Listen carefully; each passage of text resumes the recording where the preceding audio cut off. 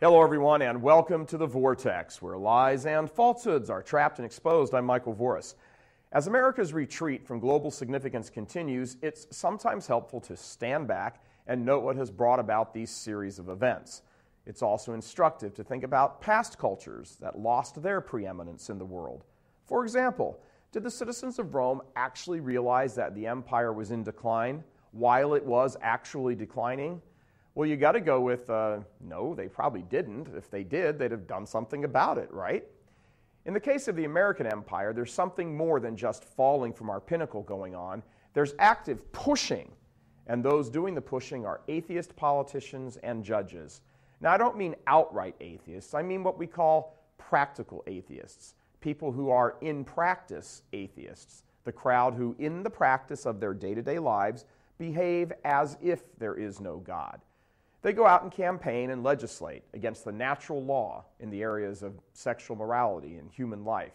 Now, don't get me wrong here. They aren't out front atheists. They're the clever kind, the ones who prattle on and on about God in their speeches and things that sound God-related, but in reality, they despise religious precepts. See, they bank on Americans being stupid about religion, and they have definitely stumbled onto something here. For example, a recent survey of high school students concluded that many believe Sodom and Gomorrah were two people who were actually married. You see, a large number of Americans are stupid about religion, either because they've never really been exposed to it, or they've been exposed to some inauthentic version of it, like most Protestants. A majority of Americans are Protestants, and this has left the door wide open for politicians to begin widespread exploitation of the masses. They know all they have to do is stand up and hum a few bars about God, and the masses will tick off the box next to their name that says, he believes in God, I'll vote for him. That's because the masses don't know enough themselves about God or religion. They're being used, and they don't even know it. What Lenin used to call useful idiots. And what they're being used for is as tools for the dismantling of their very own culture, which brings us back to ancient Rome. I wonder if the everyday Roman citizen was surprised on the morning of August 24th in the year 410 to wake up and find barbarians ripping up and down the streets.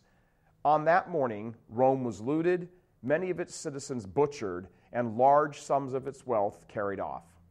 Had they gone to bed the previous night even aware that the next morning the official decline of their empire would begin? As St. Jerome, who was a citizen of Rome at the time, would later write, the city which had conquered the whole world was itself conquered. Imagine if they had political leaders who were actively trying to bring about Rome's demise. I'm Michael Voris. Please help us keep delivering these kinds of messages that so desperately need to be heard and acted on. Join RealCatholicTV.com today as a premium subscriber. Become immersed in the faith established by Jesus Christ. The Catholic Church is the only hope against evil because that is its God-given mission. As our Lord said, apart from me, you can do nothing. Join RealCatholicTV.com today as a premium subscriber and come to learn and love Christ more deeply.